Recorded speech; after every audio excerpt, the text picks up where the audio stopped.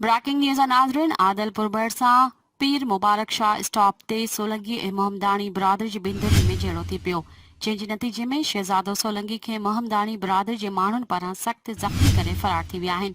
सोलंगी बिरादरी जे सभई माण्हुनि पारां टायर साड़े आदलपुर घोटकी रोड बंदि करे छॾियो आहे।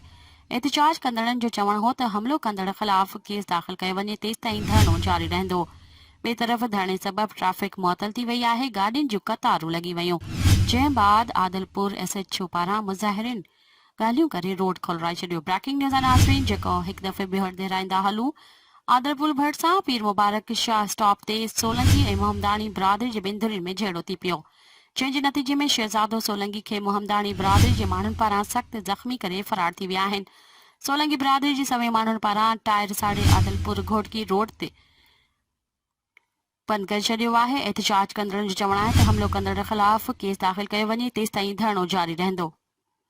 ॿिए तरफ़ धरणे सबबि ट्रैफ़िक मुअतल थी वई आहे। गाॾियुनि जूं कतारूं लॻी वयूं, जंहिं बाद आदलपुर SHO पारां मुज़ाहिरीन खे ॻाल्हियूं करे रोड खोलराए छॾियो आहे।